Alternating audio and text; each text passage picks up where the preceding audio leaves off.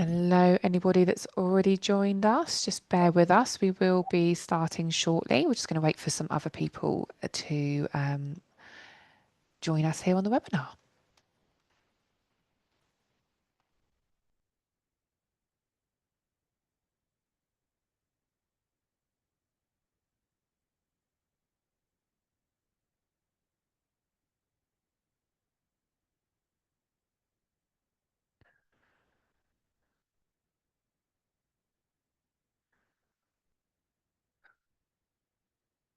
So we're just going to give it one more minute, see if anybody else joins us, and then we will start.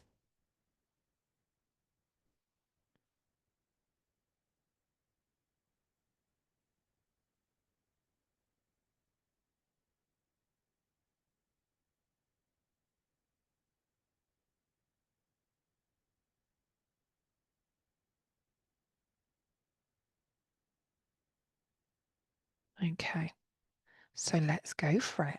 So hello, everybody. It's Wednesday. It's 1 o'clock. Just making sure you know we're live. And we are going to start chatting all about learning disabilities today. So without further ado, let's have a look at what we're going to be covering. So we'll go through our introductions in just a second and make sure everybody knows who we are. And then we're going to look about understanding learning disabilities. So it's Learning Disability Week. With the theme of Do You See Me? So we're going to be really diving into that. We're going to be doing what MLC like to do best, which is our Mythbusters, and just making sure that we are ensuring that what we are talking about and how we're supporting people is done so with correct information. We're going to be talking about overcoming barriers that individuals with learning disabilities may have, and also how we can support those individuals to feel part of the community. So really looking at inclusivity and making sure that everyone is seen. So without further ado, if you've been to one of these before, you're going to be sick of this introduction, but we're going to do it again. Hi, my name's Gemma. I'm the Business Development Lead here at My Learning Cloud. I was just talking to Sarah before we went live. Got 18 years, which I like to miscalculate at 10, 12, 15, but we get to 18 once I've realised how old I am. Years in the health and social care sector, and obviously a part of the creation of content here at My Learning Cloud, while heading up other departments as well. Sarah, I'm going to hand over to you first, because we've got Sarah joining us from One Fylde today. Tell us a bit about yourself, Sarah. Oh, hi, yeah. I'm Sarah Crowther and I'm the Head of Operations and Quality at One Fylde. So One Fylde's a charity that supports adults with learning disabilities. We support over 250 people across the Fylde Coast, which is Blackpool away for those who don't know the Fylde Coast. And we have almost 400 staff, and we support adults with learning disabilities and autism in supported living settings, outreach settings. We have our own enterprises and we support with housing as well. Personally, I've worked in care for over 20 years, always with adults with learning disability. And I'm excited to be part of the Do You See Me campaign for the webinar with My Learning Cloud today. So thank you for having me. No, thank you. It's a pleasure. And Amy, I'm going to get ready to mute myself. Over to you. Hi, I'm Amy. I'm the Senior Digital Content Specialist at My Learning Cloud. And that basically means that I manage the team that create the e-learning. So I look after all the kind of e-learning courses. And I think I was just trying to do the maths in my head, about 9 years experience in the health and social care sector. I always have the situation where I just forget my age more than anything. And I'm like, oh, it's about 10 years. And I'm like, oh, Lord, that's just wishful thinking. Anyway, what are we focusing on today? We are focusing on, like we spoke about, Learning Disabilities Week, Do You See Me? So this year's focus is on making sure that people with a learning disability are seen, heard, included and valued. And I think it's something that we can take for granted and assume is happening everywhere, and it's not always the case. We really want to have a look into that today and a discussion about lots of us promote it and we work in the organisations that support individuals with learning disabilities, but how can we really push that inclusivity that we would want for the individuals we support? So, an introduction to learning disabilities. Sarah, with your experience, did you want to talk through learning disabilities from your point of view? Yeah, so I think having a learning disability means that you have difficulty with understanding, you may have some difficulty with everyday tasks. Every person with a learning disability that we support is unique. Some might need help with communication, others might need some support with daily life. While some people we support can live independently with quite little support. Um, so yeah, that's a bit about what a learning disability is. Perfect. So, as you said, all of us are from a health and social care background. Um, and it's interesting, isn't it, how it can vary from every individual, a bit like, that level of support can be so different from, especially if you're doing it out in the community, from one call to another can be completely different. From one individual you're supporting to another can be very different in terms of support needs. So it's always important that these staff are trained in different activities and ready to kind of shapeshift, if you will, to each individual they're supporting to make sure they're getting everything they need. Yeah. And I think, obviously training's a big part of that. But also that passion for care, I think, is really important. Yeah, and sometimes you can't teach that. But what we can do is give people enough information about give them the right training and skills and understanding and being able to put yourself in people's shoes and understand their world using stuff like person-centered tools to promote that and teach our staff to be able to give that person that we are supporting in the best possible life whilst meeting not only their daily care needs but also their well-being needs and other needs that we have, people in life like you or I, things that motivate us, like families, relationships, work. Just because somebody has a learning disability doesn't mean that they're not their motivators too. And the statistics still aren't high enough um, than what they should be. And we get the right people, the right passion, then we can really see people and make that difference. So, yeah. Absolutely. I think it's really important as well. Like, kind of, we obviously do a lot of research when creating the courses, and there's a lot of information out there, kind of focusing on things that, people with learning disabilities can't do, their difficulties, the things they find challenging, which is, of course, important to bear in mind, but is about viewing what they can do rather than, okay, they can't do this. It's what can they do with support. And that's kind of our job, as going in and supporting people to do the things that maybe they need to do, but also, like you said, the things that they want to do, the things that the goals they have, the aspirations they have, and really taking that person-centered approach to support the individual to do what it is they choose to do. Absolutely. And we always say it's people's abilities, not disabilities. Absolutely. And one of the key, I think, underpinning things of it is communication. It's speaking to the individual and it's speaking to the key people in their lives as well, especially if they're new to your support service or anything like that. It's really understanding who that person is. Like you said, their likes, dislikes, what they can do, what they enjoy doing, more importantly, because that's what life's all about, right? Is a bit enjoyment and what we like to do. But communication is key. And I think that's one thing that sometimes can be I guess challenging, but something that we can absolutely support our staff, support workers with, is understanding those communication needs of the individuals that they'll be supporting to ensure that person-centered approach is at the heart of everything they do, and that that individual they're supporting has their own voice and is seen and is listened to. Because before this call, we were chatting, Sarah, about, people living in shared accommodations and supported living, but it's still one person's life that you're dealing with, so it's always talking to that individual you're supporting that day about what is it that they would like to do, what is it that they would like to achieve, and trying to get rid of any limitations that may be in their way, I guess, as well. Absolutely, yeah. So let's have a look at what we're going to be talking about next. So Mythbusters. So my learning cloud, as you know, and I said before, we love a Mythbuster. You'll see them in many of our different courses. Why do we Mythbust? We Mythbust because it can be really hard to go away from assumptions. Assumptions have been around for a long, long time, and we will make them subconsciously, even if we're not meaning to, it happens. And Mythbusters is all about us going and trying to step away from any stereotypes, any prejudgment, and anything that we might think, um, but actually isn't correct. Some of that can be due to media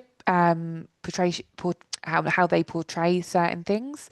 But Sarah has kindly, as part of their campaign, they've been looking at this as well. So has provided us with a couple of different ones. So here's our first one, Sarah. Yeah, so Neil, we support one of the myth bustings that we talked about this week with our staff is that people with learning disabilities can't compete in sports. And Neil has proven that that is definitely a myth, as he has been a four-time British judo champion. So, yeah, absolutely fantastic there for Neil.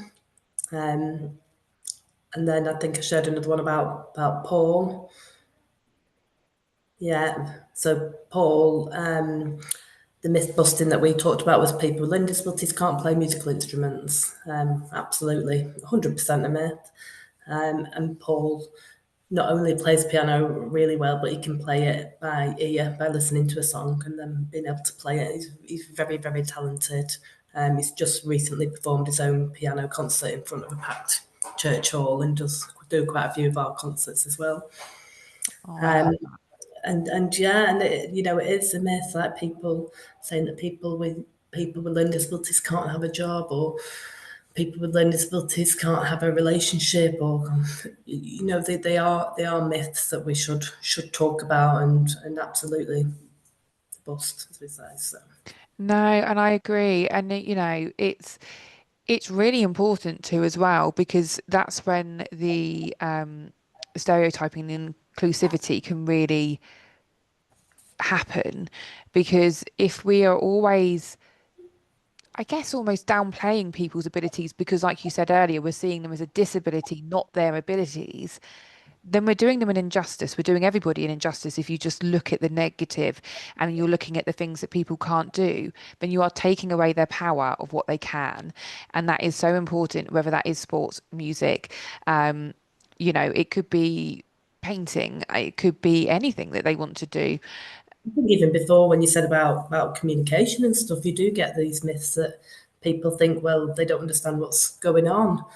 But that's an absolute myth. Everybody communicates differently, even us, and with patients and using the right tools with people. And people with learning disabilities can express themselves fully. So, Absolutely. And I think another myth is yeah. capacity to make choices.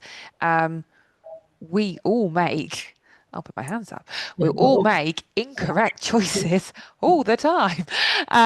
I'm living proof of those, aren't always a bad thing. That is what, just happens in life. We're always going to.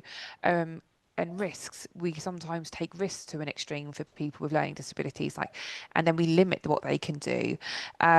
So it is just always about being mindful, like you said, person-centered.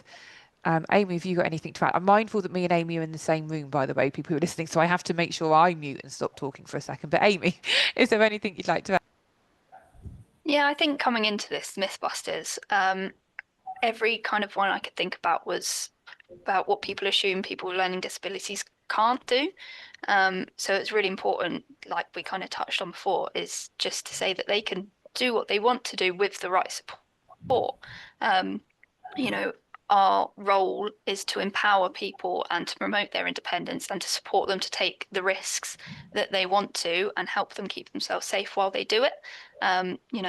People with learning disabilities can engage in leisure activities, they can work, they can travel, they can have relationships, like you said, Sarah. And yes, they will involve risks, but by providing them with information in an accessible way, and communicating that in the way that the individual needs, we can help them learn how to keep themselves safe.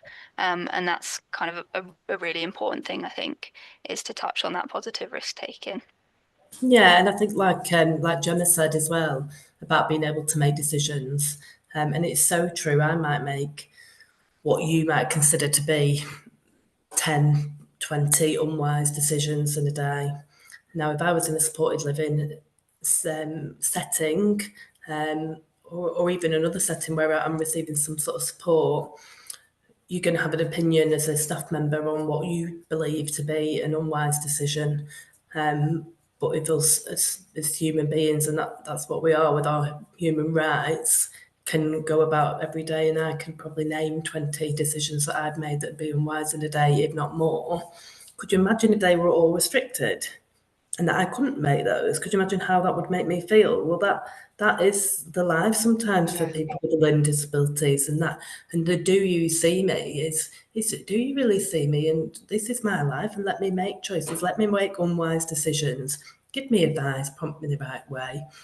Maybe even talk about why you're making those decisions, but still allow that to happen. If I want to go and eat a donut at dinner time, or I get a bit frustrated with my child in the morning, or I snapped at one of my colleagues because I've been frustrated. That happens. We might reflect on it and talk to somebody about it. And that support worker reflected and talked about stuff, and we did that in a way that wasn't putting restrictions on that person's life. Then that contributes to well-being and everything.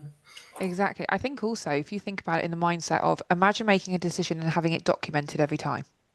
Yeah, Oh, now, it would make for a great Netflix documentary, don't get me wrong, but that's what we're talking about. We have to take some responsibility for the fact that where we are in support roles and when people are out there supporting, it is not our right, it is their right that we need to be thinking about. So, their right to make that, you know, I want a donut for dinner, don't we all?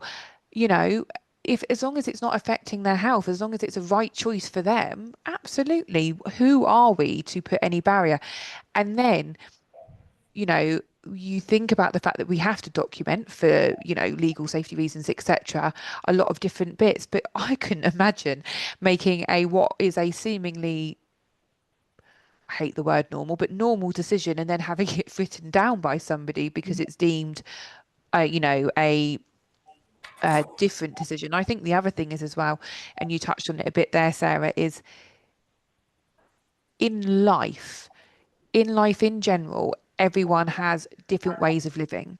So I'm going to use this example because I worked in somewhere where this used to drive me mad. How I make my bed is going to be very different to Sarah, potentially how you make your bed, and Amy, how you make your bed. Now, I wouldn't come into your house. I won't, I promise. And remake your bed to the standard that I would make my bed. So whether that was, you know, something as simple as that or making your kitchen quote unquote tidy, whatever that might be, that's not our place to do. And I think it's really important to make sure that we remember that when we're going into these people's homes, person centered, again, what they can do. If they've made their bed and they're happy, please don't redo it because you don't think it matches how you would make your bed. And I know that sounds like a very niche thing. As I said, it's because I've got a personal experience when that happened and someone remade something and it completely disempowered that person. And it was an awful thing to watch. So I think it is just let people be how they are. yeah. And I think in this day and age, you can question why we documenting stuff. Because we don't. There's certain things that we don't need to document anymore. We don't. There's stuff that we might have when I first worked in care 20 years ago. Yes, we'll make a note of why Sarah's had a donut. Whereas in this day and age, as staff members, we should really be questioning that. Well, are we monitoring Sarah's diet? Does she have any health needs? So why are we documenting it then? What do we need to do? So Absolutely. It is about that, what's necessary for us to know. Um, And if you are wondering, I always think to myself, if I look down and my family or anyone could walk in and read that book, would I need them to know? Would I want them to know? And just ask yourself that question when we are doing it. I mean, it's a in a weird way, it's a little less intrusive now because obviously we're all digital, aren't we, in the way that we record everything. So it's actually not a file that's left around the house, which, when you think back on that, is a bizarre way to, I guess, keep that record. But you're Yeah. right, it is just making sure that now we take that step back and it's not our responsibility to track everything. It's our responsibility to support them to do what they want to do. Absolutely, and I think if a person has got the ability to be able to do that, if they can vocalise what they're doing, then sit and do the documents with them online, get them involved. Exactly. Write that down. Put Sarah sat with Gemma. We spoke to Gemma about what we recorded to the day. Gemma Yeah. said she was happy to share this on her daily notes and do it together. And how empowering would that be for Gemma to share her story? Yeah, no, absolutely. And I think it's an interesting take on it as well. Don't write about them, write with them, that inclusivity. I completely agree. As you My may bride, your tell, done, sort of thing. yeah, exactly. Amy's having a couple of technical difficulties, but she will be back with us. I've got a slight issue there. Um, so let's have a look. So overcoming barriers to individuals with learning disabilities being seen, heard, and valued. So this should be our job every day. If you're working with anybody with a learning disability or for an organisation that supports people with learning disabilities, this should be something that we are looking at because I don't know about yourself, Sarah. I still see it in places, just out and about where there are these barriers still for people. Absolutely, and it's a shame to still see this 20 years down the line that we're still talking about some of the same things that people with learning disability issues that they're still facing. And when we're thinking about overcoming barriers, using inclusive communication, using people's preferred communication styles and stuff is so important. And challenging things, making the right space and environment for somebody to be able to participate. And I don't know if I spoke before about, it might have been just before we joined the webinar actually, about some collaboration and co-production feedback work that we're doing with some of the people that we support. And it really is about having that supporting with that person and not doing things for them, having a presence and not just being present and things like that. And that's how we can support with overcoming the barriers and challenge stuff and champion it. So yeah, Can we hear me? yes, Good. Sorry. Yeah, internet issues there. Yeah, completely agree. And I think as well, it's about kind of taking that step beyond like your workplace as well. Like quite often I found that I would support people out in the community, and as soon as they kind of saw us together, they would start talking to me. And like if you go into a shop or something, they would address me, and I'd be like, I'm not the one paying here. I'm not the one involved in this transaction. I'm just here accompanying the person. And it's kind of getting that understanding and that awareness out to the wider community as well, whether it's conversations, friends, family, challenging, like you said, those kind of interactions where it's like, oh no, sorry, this person's involved in the interaction here. Kind of address them, speak to them, don't talk past them to me. absolutely. And I think that's something that's really interesting with the new legislation, etc., that came in about the learning disabilities and autism training for everyone to do. Because, and this isn't me calling anyone out, but yes, we can talk about it in social settings, but also in hospital medical settings as well. It happens a lot. So it's really nice that with those legislations that have come in, a lot more people are having to make themselves mindful, at least, of people with a learning disability and how to support them and how to communicate with people. And I think that's a big step and one that, in hindsight, you realize why would it have taken us that long for people who, um, you know, okay, not in there necessarily every day, but they will support people with learning disabilities, didn't need to be trained on that. So that's, a late step, but a good step in the direction of making sure that they're being heard in a medical setting. Social settings, there's more kind of I guess events and group activities, and that is good, but for me it's still about taking that little step further and going, I want you inclusive in everything, not for groups specifically set up, but just that you are an integral part of the community where you're living. Yeah, so even like for us as an organisation, we might do and we do some great work, and I'll share some positive stories that we're doing, but it is about the wider community, and we do have to do a lot of work with teaching the community, and big settings like hospitals where you've got cases like Oliver McGowan and other people that have a learning disability when they're in that setting and aren't having their voices heard. Um, it's something that we need to challenge. We need to challenge all the time. I'm challenging the hospital right now at the minute where I've got somebody with a learning disability who's currently being admitted but needs some certain adaptations, and there's issues with funding and other things. But why should that be a barrier to that person being able to communicate what she needs? And we still do face those issues. So when we're talking about stuff like Do You See Me, doing big campaigns where we're trying to have a voice for people with a learning disability, I think it just makes that really important, why we do what we do. So yeah. No, absolutely. And that's such a critical area for them to have that knowledge and understanding of people's needs, and to work in a person-centered way. The same approach is not going to work for everybody. So we need to be adapting that. And I'm sure everybody on this webinar and us here know the difficulties when it comes to funding and the barriers that that can create.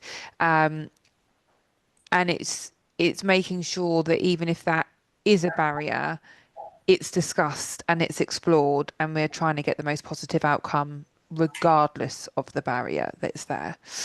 And support isn't just about the services that you provide, it is about the mindset.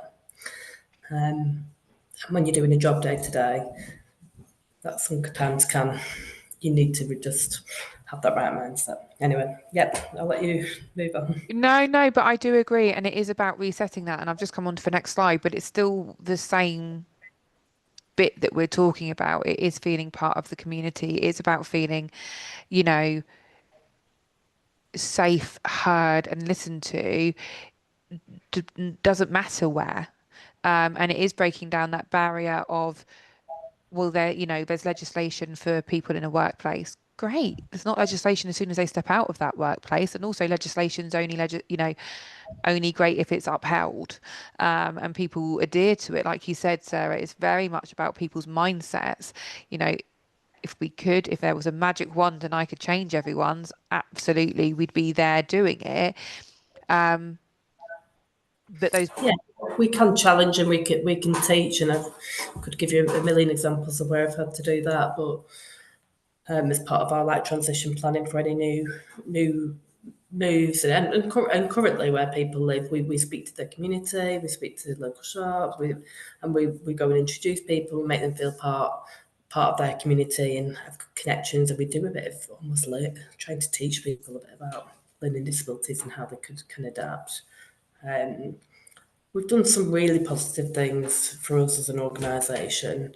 Um, we used to do like a day service sort of model, and we changed that into an enterprise. We have a big gardening and recycling unit, and it's run by the people that we support. And that's now run as under an enterprise model. And we work with the local community, and we collect the plastics, the cardboard boxes.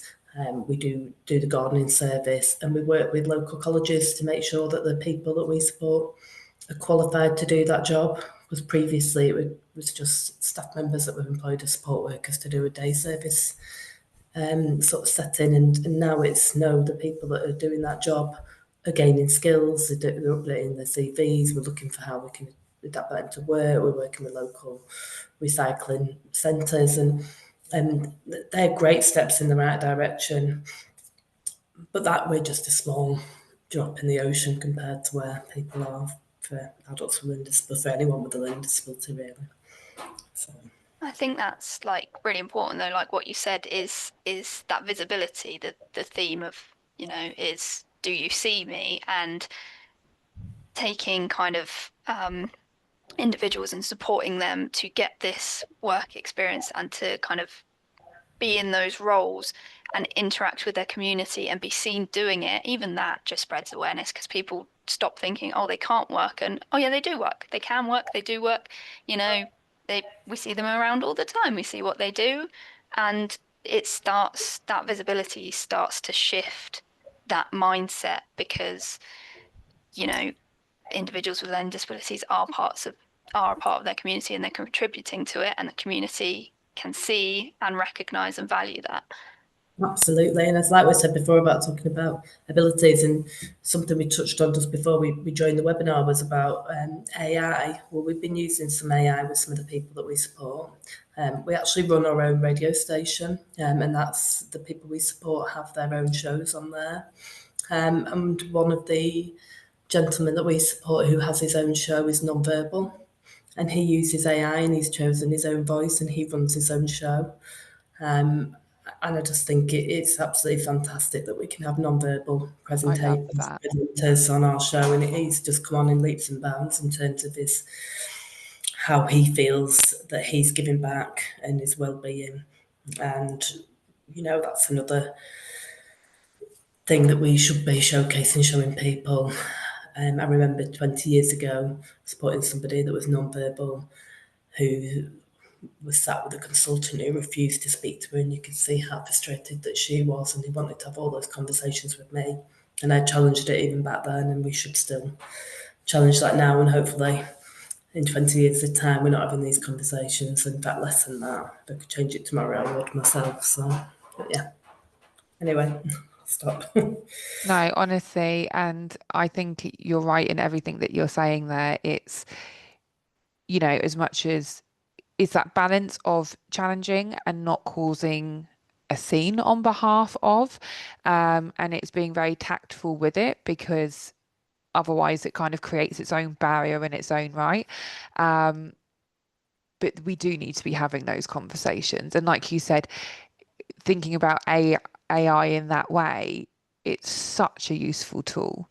It's fantastic. And, it has its limitations and it has all of that. But for that example, I've never liked AI more than knowing that that supported someone to do that. I'm like that. Yes, AI, Fantastic. doing good. I'll send you a link of one of his shows. Oh, please do. Yeah. So, Sarah and Amy, is there anything else you'd like to cover or touch upon today? Not from my perspective now, I don't think so. Just No, really I think we've enjoyed had this chat. a really good conversation, yeah, and it's been really nice, and it does bring back home when you're quite busy doing your day-to-day job, just what, and my day-to-day job is, do you see me, and how do we include people in that, but just to be able to talk to other people about that as well and go, Yeah, and it reminds you of the passion. I think yeah, sometimes we were saying earlier when you get to a certain, positions in these organizations and you're a bit higher up, it's very easy to get, um, blinded by, dare I say it, rotors and in strategy and other stuff. yeah, strategies, politics, and all of that kind of stuff. And actually, having these conversations, you, a lot of webinars we do, I'll start by like, oh yeah, very factual, and by the end of it, I'm like, oh yeah, that's amazing, I love it, and my smiles back, and I want to go back out and be supporting individuals. And it's great. Me and Amy went round recently to ask some individuals that receive, well, they get support from individuals that use our training to see how they felt about our training. What did it mean to them? Did they understand that, their staff are trained, etc. And to really make sure that we were including them in what we do. And I think it's really important that the ones that are watching this and anyone that does watch this, remember your passion. The passion is what's going to drive change. And without that, and with, if we become bogged down with the day to day barriers that we know we face, it's part of the sector that we work in. We need to lift those up for ourselves sometimes, because I think we get clouded by them. And actually, that passion, that drive, and everything you said today, Sarah, and yourself, Amy, as well, just let that passion ignite all the time. Just keep it going. Absolutely. Wonderful. Well, thank you so much for your time, Sarah, and joining us today. It's been lovely to meet you and speak with you. I can't see that we've got any Q&As come in, which usually we see as a good sign. It means that we've covered some bits. But if you do have any questions at all for us about today's webinar or anything else at all, please feel free to get in touch. And we'll be happy to support you. But without further ado, thank you very much, everybody, and we'll see you next time. Thank you. Thank Thanks for you. having me. Take care. Thank Bye. you.